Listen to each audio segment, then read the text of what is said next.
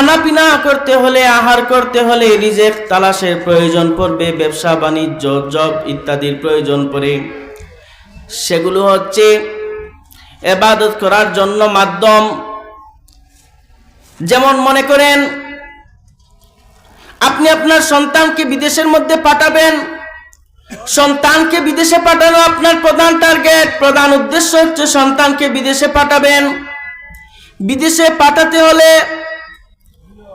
টাকার প্রয়োজন, পাসপোর্ট বানাতে হবে, ভিসা আসতে হবে। আপনার প্রধান উদ্দেশ্য হচ্ছে সন্তানকে বিদেশে পাঠাবেন,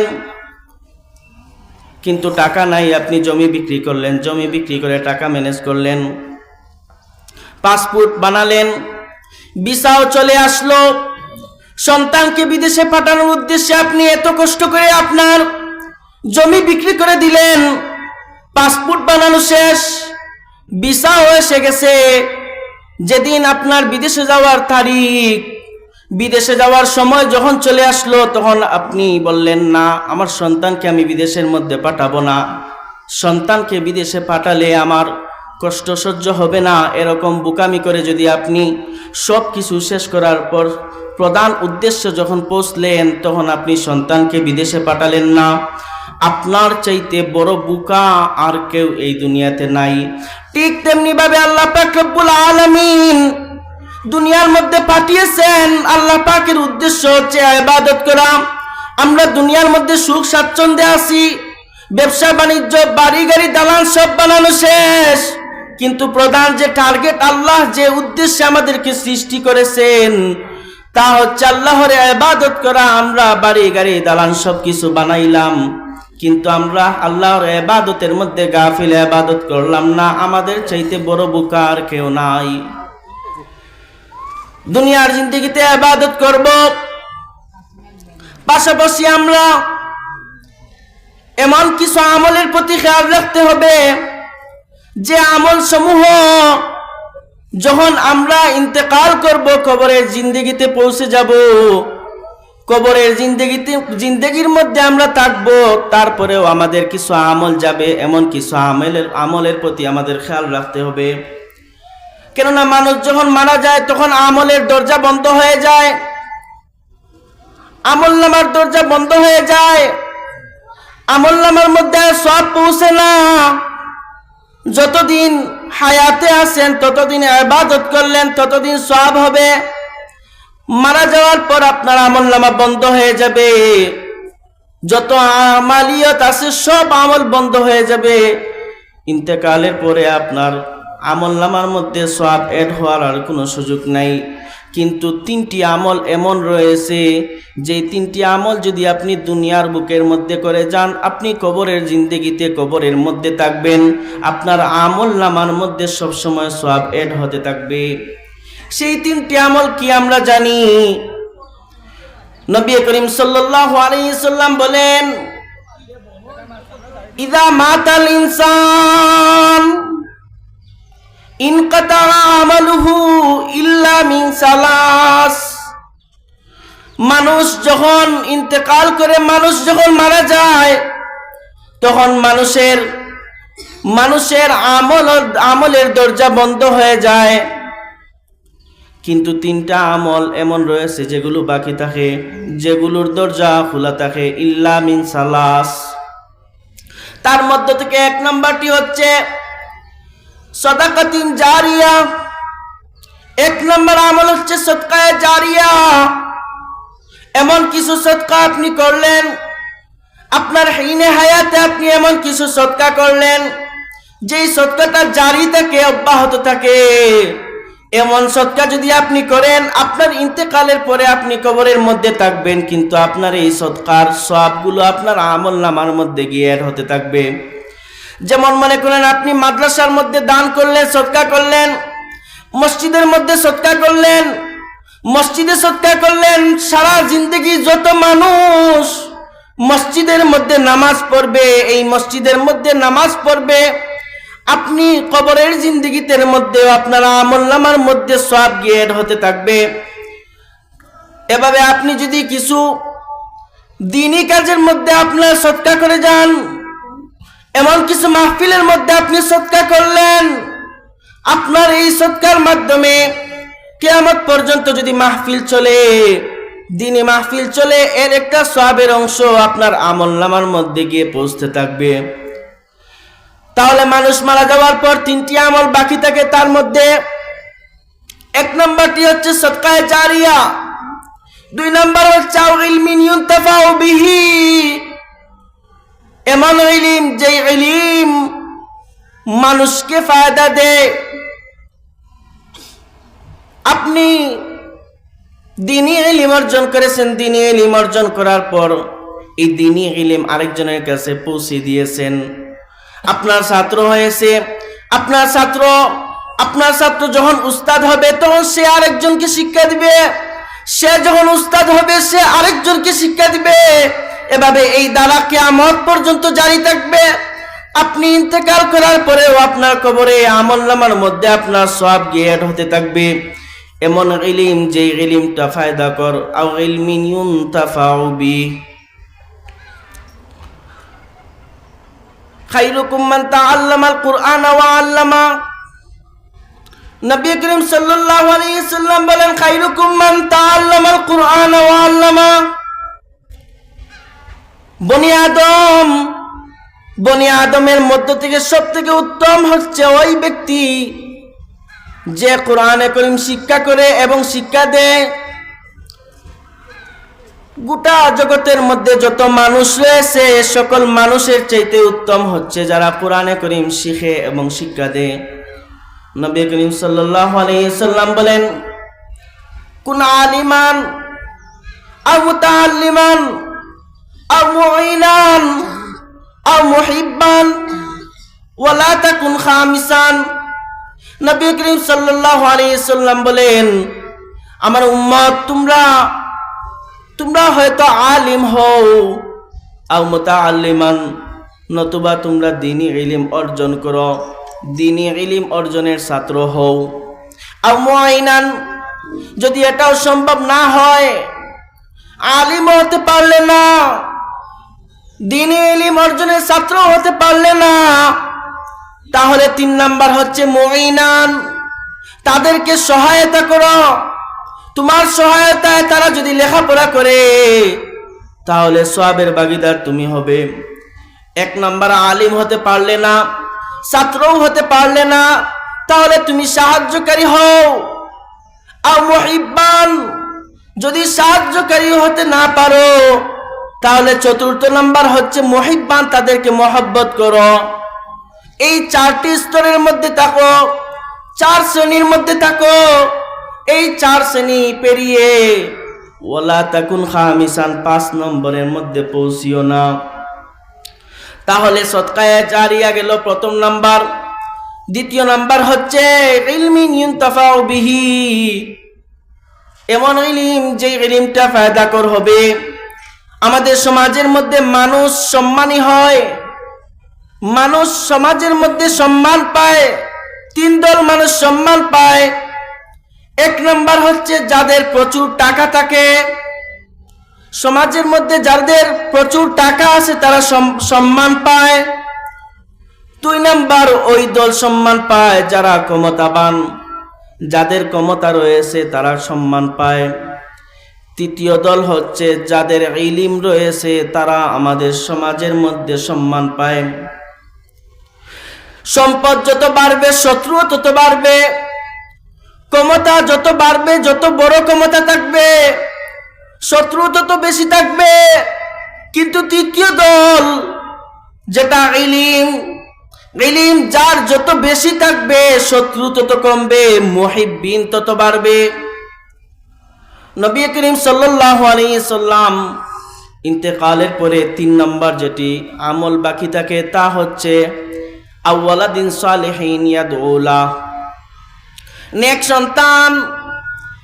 আপনি দুনিয়ায় থাকা অবস্থায় যদি আপনার নেক সন্তানকে রেখে যান, আপনি কবরে যাওয়ার পরেও আপনার সন্তান যখন কোরআনে কারীম তিলাওয়াত করবে, আপনার সন্তান যখন নামাজ পড়বে, আপনার সন্তান যখন আপনার নামে দান সদকা করবে, আপনার সন্তান যখন দ্বীনি খেদমতের মধ্যে নিয়োগ থাকবে, সন্তানের এই আমলে সালেহা যেগুলা রয়েছে, এই আমলে সালেহার জন্য এর এক ভাগ আপনার আমল নামার মধ্যে পৌঁছতে থাকবে, যার জন্য মানুষ ইন্তেকালের পরেও মানুষের আমল নামা খোলা থাকে। এই তিনটি আমল যার থাকবে, মানুষ ইন্তেকালের পরেও আপনার আমল নামার মধ্যে সওয়াব এড হতে থাকবে। মুহতারাম হাজিরিন, আমি একটি আয়াত তিলাওয়াত করেছিলাম। আল্লাহ পাক রব্বুল আলামিন বলেন, ইন্নাল্লাযীনা ইয়াতলুনা কিতাবাল্লাহ, নিশ্চয় যারা আল্লাহর কিতাব, আল্লাহর কালামকে তিলাওয়াত করে। আমাদের সমাজের মধ্যে এখন তিলাওয়াত উঠে গেছে, যারা তিলাওয়াত জানে তারাও তিলাওয়াত করে না, যারা তিলাওয়াত জানে না তারা তিলাওয়াত শিখতেও চায় না। কোরআনে কারীমের তিলাওয়াতের এত ফজিলত,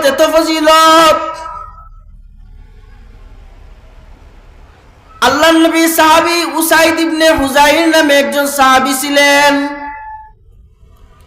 উসাইদ ইবনে হুযাইর একদিন রাতের মধ্যে ঘরে তিলাওয়াত করতেছেন। তিলাওয়াত করতে করতে যখন তিলাওয়াতের স্বর উঁচু হয়, তখন দেখা যায় উনার গুরা লাফাইতে শুরু করে। উসাইদ বিন হুযাইর উনার তিলাওয়াত যখন উঁচু স্বরে হয়ে যায়, উনার গুড়া দেখা যায় যে লাফাইতে শুরু করে। ছোট ঘর ছিল, একই ঘরের মধ্যে উনিও ছিলেন, উনার একটা দুধের বাচ্চা ছিল পাশে ঘুমাইতেছে। গুড়া যখন লাফাইতে শুরু করলো, উসাইদ বিন হুযাইর ভাবলেন এমন লাফানো শুরু করলো, উনার সন্তানের বুকের উপর গুড়া পা রাখবে এমন অবস্থা হয়ে যায়। উসাইদ বিন হুযাইর যখন দেখেন গুড়া লাফাইতে শুরু করেছে, তিলাওয়াতের সুর নিচু করে নেন। গুড়ার এই অবস্থা দেখে যখন বাইরে গেলেন, দেখা যায় মেঘ সারা আসমানকে কালো করে রয়েছে, মেঘ যেমন লেমে আসবে এমন অবস্থা। উসাইদ বিন হুযাইর এই অবস্থা দেখে তিলাওয়াত বন্ধ করে দিলেন। পরের দিন সাহাবায়ে কেরামকে, এই সাহাবী আল্লাহর রাসূল সাল্লাল্লাহু আলাইহি ওয়াসাল্লামকে গিয়ে বলেন, ইয়া রাসূলুল্লাহ, ইয়া হাবিবাল্লাহ, গতকাল রাতে আমি যখন তিলাওয়াত করতেছিলাম তখন এই অবস্থা হয়েছিল। নবী করিম সাল্লাল্লাহু আলাইহি ওয়াসাল্লাম জবাব দিলেন, ও আমার সাহাবী, তুমি যখন কোরআন তিলাওয়াত করছিলে, তোমার তিলাওয়াত এত ভালো লেগেছিল, তোমার তিলাওয়াত শোনার জন্য আসমান থেকে সমস্ত ফেরেশতা নেমে আসছিলেন তোমার তিলাওয়াত শোনার জন্য।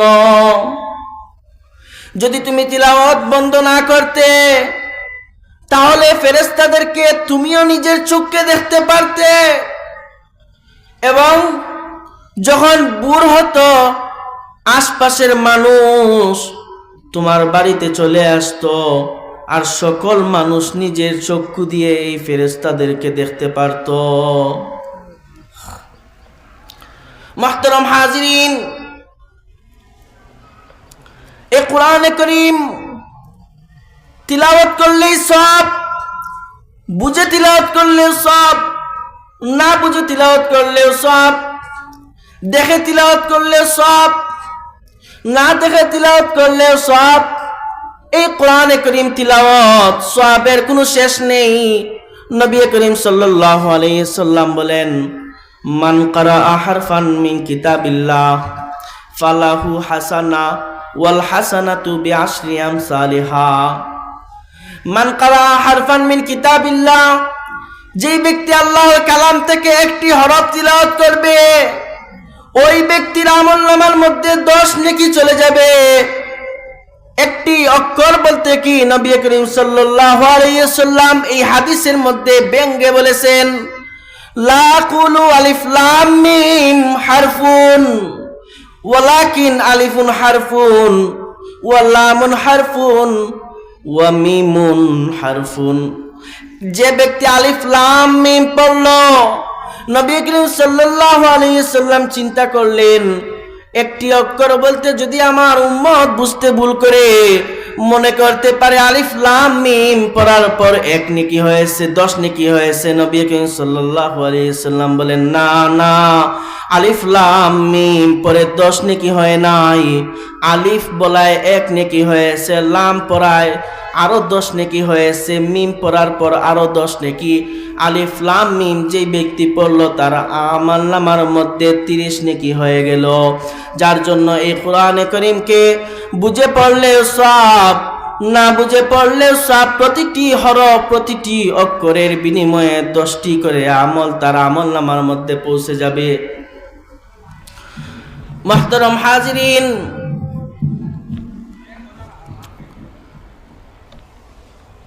উপমহাদেশের প্রখ্যাত আলেম হযরত হুসাইন আহমদ মাদানীর রাহমাতুল্লাহি আলাইহি সুযোগ্য সন্তান হযরত আসআদ আল মাদানী ভারত,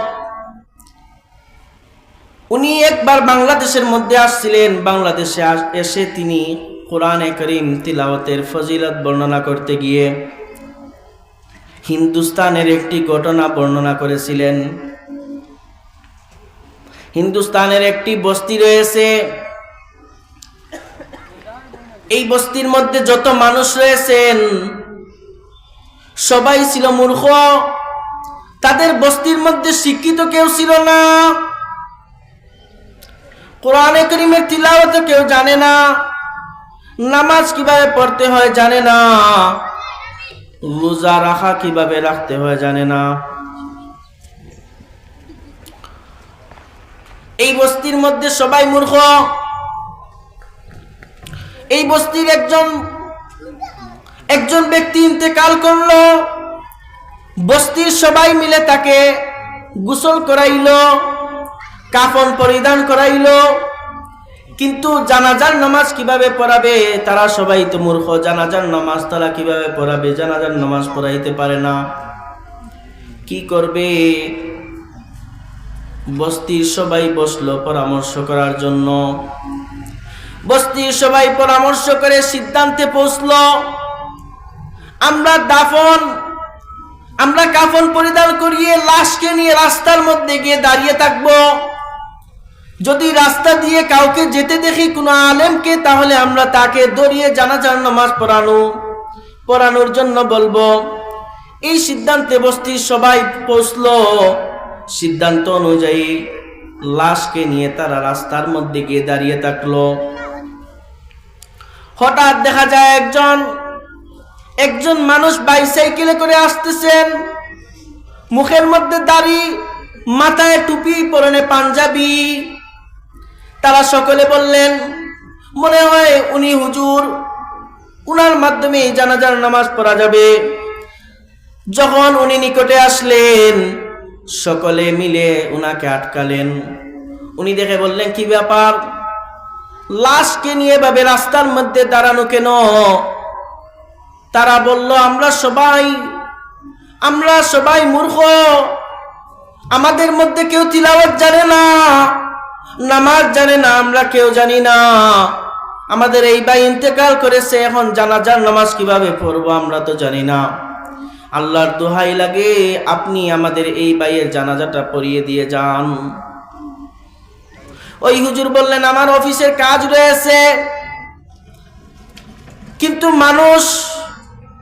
এই বস্তির মানুষ উনাকে হাতে পেয়ে ধরলো, উনি আর না করতে পারলেন না। বললেন, ঠিক আছে, আমি জানাজার নামাজ পড়াইবো, কিন্তু দাফন আপনারা করবেন। জানাজার নামাজ পড়াইলেন। দাফন করার সময় বস্তির লোকেরা আবার ধরল, হুজুর দাফন আমরা কিভাবে করব? লাশকে কবরের মধ্যে রাখতে কোন দোয়া পড়বো আমরা জানি না, কিভাবে কবরের মধ্যে রাখবো, নিয়ম কানুন কিছুই জানি না। আল্লাহর দোহাই, আপনি আমাদের যখন জানাজার নামাজটা পড়াইতে হেল্প করছেন, তাহলে কবরের মধ্যে রেখেও আপনি দাফন সম্পন্ন করে যান। বস্তির সবাই রিকোয়েস্ট করার ফলে উনি মানতে পারলেন না। উনিও কি করলেন, দাফন করলেন। বস্তির সকলের রিকোয়েস্ট অ্যাকসেপ্ট করে উনি দাফন সমাপন করলেন। শেষ করে দাফনের কাজ শেষ করে উনি অফিসের মধ্যে গেলেন। অফিসের মধ্যে গিয়ে পকেটের মধ্যে হাত দিলেন, দেখেন ডকুমেন্ট শেষ। জরুরি যত ডকুমেন্ট ছিল অফিসের ডকুমেন্টস খুঁজে পাচ্ছেন না। যেই রাস্তা দিয়ে গিয়েছিলেন সেই রাস্তা দিয়ে আবার ফিরে আসলেন কিন্তু রাস্তার কোথাও ডকুমেন্টস খুঁজে পেলেন না। বস্তির মানুষদেরকে এসে বললেন, আমার মনে হয় যখন আমি ওই মুর্দাকে কবরের মধ্যে রাখার সময় কবরের মধ্যে নেমেছিলাম, মনে হয় কবরের মধ্যে আমার ডকুমেন্টসের পেপারগুলো পড়ে গেছে। আমি আপনাদেরকে হেল্প করেছি, এখন আপনারাও আমাকে সাহায্য করেন, কবর খনন করতে সাহায্য করেন। কবর খনন করতে হবে। কবর দেওয়ার পরে তেমন সময়ও যায় নাই, 30 থেকে 40 মিনিট হবে সময় গিয়েছে, এখনো লাশ পচে নাই, ফুলে নাই, যার জন্য কবর যদি আবার খনন করি কোনো অসুবিধা হবে না। বস্তির লোকেরা বলল, হুজুর আমরা তো জানি না, আপনি হুজুর যদি কবর পুনরায় খনন করতে কোনো অসুবিধা না থাকে তাহলে আমরা হেল্প করতে পারি। বস্তির মানুষ মিলে কবরটা পুনরায় খনন করা হলো। কবরের উপর থেকে মাটি সরাইলেন। মাটি সরিয়ে যখন চাটাইটা তুললেন, চাটাই তোলার পর এমন গ্রাম, এমন সুগন্ধ বের হলো কবর থেকে, আল্লাহু আকবার। এমন সুগন্ধ পৃথিবীর কোনো আতরের সুগন্ধ না, এমন সুগন্ধ পৃথিবীর কোনো মানুষ কোনোদিন পায় নাই। সবাই অবাক হয়ে গেলেন। চাটাই সরাইলেন, বাঁশ সরাইলেন। বাঁশ যখন সরাইলেন, মুর্দার দিকে তাকালেন, তাকিয়ে সবাই অবাক হয়ে গেলেন। সমস্ত কবরটা ফুল দিয়ে মুর্দাকে ঘুরে দেওয়া হয়েছে। এত সুন্দর সুন্দর ফুল, যেমন মনে হচ্ছে জান্নাতি ফুল। ফুলের পাশ থেকে দেখা যাচ্ছে কাগজ, দেখা যাচ্ছে। ওই হুজুরের ডকুমেন্টসটা তুলে নিলেন। তুলে নেওয়ার পর বস্তির সকলকে জিজ্ঞাসা করলেন, দাফন করার তো 30 থেকে 40 মিনিট হলো, এই এত অল্প সময়ের মধ্যে এমন অবস্থা কবরের, নিশ্চয় ওই ব্যক্তি এমন কোন ভালো কাজ করেছিলেন যেই ভালো কাজের ফলে দাফন করার সাথে সাথেই আল্লাহ পাক রব্বুল আলামিন কবরটিকে জান্নাতের বাগান বানিয়ে দিয়েছেন। বস্তির সবাইকে জিজ্ঞাসা করলেন, হুজুর এখন নিজের চাকরির কথা বলে গেছেন, চাকরি যাক, কিন্তু এই আমল আমাকে খুঁজে বের করতে হবে যেই আমলটা করার ফলে ওই ব্যক্তির কবরের অবস্থা এরকম। বস্তির সবাই বলে, হুজুর আমরা তো সবাই মূর্খ, আমরা লেখাপড়া জানি না, আমরা কোরআনে কারীমের তিলাওয়াত জানি না, নামাজ কিভাবে পড়তে হয় আমরা জানি না, তাহলে ওই ব্যক্তির কোন এমন আমল থাকতে পারে আমরা বলতে পারি না। ওই হুজুর বললেন, ওই মুর্দার আত্মীয় স্বজন কে আছে আমাকে দেখাও। তারা বলল, তার নিকটাত্মীয়র মধ্যে একজন মাত্র কন্যা সন্তান আছে, ওই ব্যক্তির একজন মেয়ে আছে, মেয়ে ছাড়া পৃথিবীর মধ্যে আর কেউ নাই। হুজুর বললেন, তাহলে চলো ওর বাড়িতে চলো। বাড়ির মধ্যে গেলেন, বাড়িতে গিয়ে পর্দা মেনটেন করে কন্যাকে বের করলেন। জিজ্ঞাসা করলেন যে আপনার বাবার এমন কোন আমল ছিল যে আমলের ফলে দাফন করার 30 থেকে 40 মিনিট সময়ের মধ্যে আল্লাহ পাক রব্বুল আলামিন কবরকে জান্নাতের বাগান বানিয়ে দিয়েছেন, কোন এমন আমলটা ছিল আপনি আমাদেরকে বলেন। ওই মেয়ে বলল, জানি না, আমার বাবার এমন কোন আমল ছিল বলে আমার মনে হয় না, তবে একটা আমল আছে। আমার বাবা ছিলেন একজন কৃষক। বাবা প্রতিদিন জমিন থেকে যখন বাড়িতে আসতেন, সন্ধ্যার সময় বাড়িতে আসার পর হাত মুখ ধুইতেন, হাত মুখ ধুয়ে ঘরের মধ্যে এসে আমাদের ঘরে একটি বই রয়েছে, ওই বইটি হাতে নিতেন, বইটি হাতে নিয়ে চোখের পানি ফেলতেন আর হাত দিয়ে এই বইয়ের উপর ধরতেন আর বলতেন, ये भी मेरे मौला का फरमान है, ये भी मेरा मौला का फरमान है, ये भी सच कहा, ये भी सच कहा। আমার বাবার এই আমল ছিল প্রতিদিন আসার পর হাত মুখ দিয়ে ওই কিতাবটি হাতে নিয়ে ওই বইয়ের উপর হাত দিয়ে ধরতেন আর চোখের পানি ফেলে ফেলে মহব্বতের সাথে বলতেন, এটাও আমার আল্লাহ বলেছেন, এটাও আমার আল্লাহ বলেছেন, ये भी सच कहा, ये भी सच कहा, এটাও সত্য, এটাও সত্য। ওই হুজুর বললেন, কোন বইটি আমার কাছে নিয়ে আসো, কোন বইটি, এমন কোন বই আমাকে দেখাও। ওই মেয়েটি যখন বইটি নিয়ে আসলো, হুজুর যখন বইটি হাতের মধ্যে নিলেন, হাতের মধ্যে নিয়ে দেখেন, না না, এটা দুনিয়ার কোনো বই না, এটা হচ্ছে আমার আল্লাহ পাক রব্বুল আলামিনের কিতাব কুরআনুল কারীম। ওই ব্যক্তি কোরআনে কারীম তিলাওয়াত জানতো না, শুধুমাত্র মহব্বতের সহিত কোরআনে কারীমের উপর হাত দিয়ে চোখের পানি ফেলে চোখের অশ্রু বাসিয়ে দিয়ে প্রতিদিন একটি কলামি বলতো, ये भी मेरा मौला का फरमान है, ये भी मेरा मौला का फरमान है, ये भी सच कहा, ये भी सच कहा। আল্লাহ পাক রব্বুল আলামিনের কাছে ওই ব্যক্তির ওই আমলটা এত পছন্দনীয় হলো, আমার বান্দা কোরআনকে তিলাওয়াত করতে জানে না, কিন্তু মহব্বতের সহিত চোখের পানি ফেলতেছে। ওই ব্যক্তির এই আমলটা আল্লাহ পাক রব্বুল আলামিনের কাছে পছন্দনীয় হয়ে গেল, যার জন্য দাফন করার পরেই দেখা যায় গোটা কবরটা জান্নাতের বাগান বানিয়ে দিয়েছেন। মুহতারাম হাজিরিন, তাহলে এই কোরআনে কারীম, এই কোরআনে কারীমটা বুঝে পড়লেও সওয়াব, না বুঝে পড়লেও সওয়াব, দেখে পড়লেও সওয়াব, মুখস্থ পড়লেও সওয়াব। আমরা যারা কোরআনটা জানি তারা একটু গুরুত্ব দেই। মনে রাখবেন, আপনার ঘরের কোরআন, আপনার ঘরের কোরআনের মধ্যে যত ধুলাবালি পড়ে থাকবে, আপনার জীবনের মধ্যেও তত ধুলাবালি থাকবে, আপনার জীবন তত অসুন্দর থাকবে, অসুখী থাকবে। যারা কোরআনে কারীম তিলাওয়াত জানি, সামনে রমজান মাস আসতেছে, কোরআনের তিলাওয়াতকে আমরা গুরুত্ব দেই। এই কোরআনের তিলাওয়াতের বদৌলতে আমাদের জীবন, আমাদের দুনিয়া এবং আখিরাত উজালা হবে। আর যারা আমরা জানি না, তাদের করণীয় হচ্ছে কোরআনে কারীমকে শিক্ষা গ্রহণ করা। আমাদের সন্তানকে আমরা দ্বীনি ইলম শিক্ষা দিব।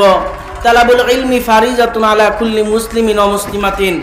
আপনার সন্তান স্কুলে পড়ুক, সমস্যা নাই, আপনার সন্তান কলেজে পড়ুক, সমস্যা নাই, কিন্তু দ্বীনি ইলম যতটুকু প্রয়োজনীয় জরুরত আন্দাজা দ্বীনি ইলম শিক্ষা করা ফরজ।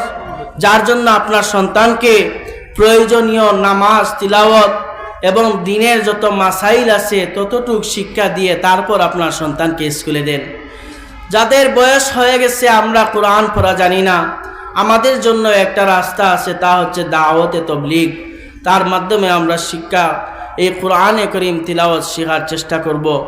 আল্লাহ পাক রব্বুল আলামিন আমাদেরকে কোরআনুল কারীম তিলাওয়াত করার তৌফিক দান করেন, আর এর মাধ্যমে আমাদের দুনিয়া ও আখিরাত উজালা করে দিন।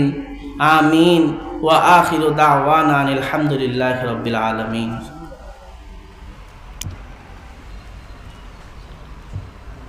আলহামদুলিল্লাহ।